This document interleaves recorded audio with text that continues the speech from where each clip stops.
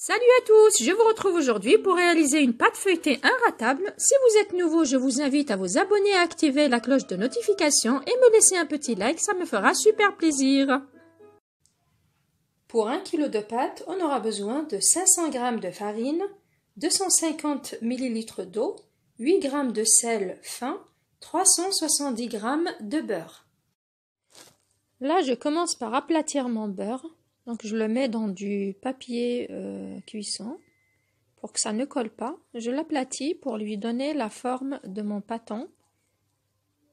Donc en appuyant légèrement et ça va me donner ceci. Là je mélange la farine et le sel.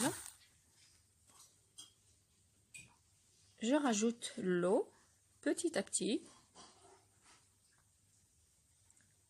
Donc c'est de l'eau fraîche.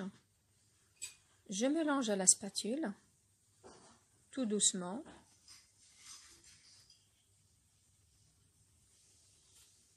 Donc vous pouvez également utiliser le robot ménager si vous préférez.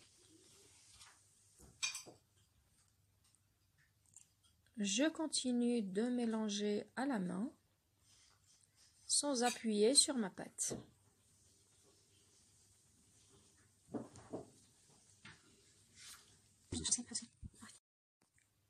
Il faut savoir que pour la pâte feuilletée, on n'est pas obligé de former une boule de pâte parfaite. Il suffit tout simplement de rassembler la pâte. Et donc là, je vais sortir 4 extrémités pour pouvoir les rabattre sur mon beurre. Donc je vais l'enfermer tout en laissant une petite boule au milieu. Je vais continuer à aplatir les extrémités avec le rouleau. Donc la boule du milieu me servira au moment où je mettrai le beurre, donc pour qu'il ne s'échappe pas pendant le pliage.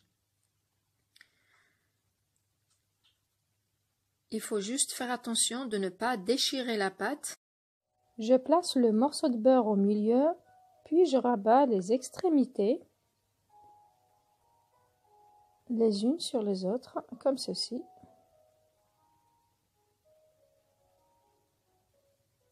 Avec mon rouleau, je vais essayer d'aplatir un peu, tout doucement,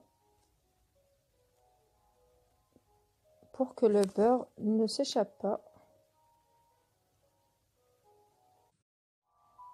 Là, j'aplatis tout doucement pour avoir un long rectangle.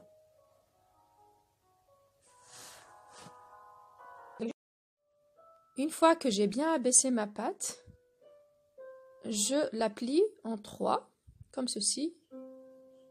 Puis je continue la même opération, mais dans l'autre sens. Et je continue donc à plier. Il faut faire 6 tours en tout.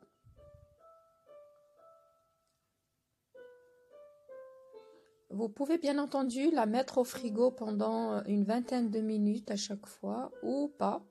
Donc moi je le fais directement et ça marche très bien pour moi.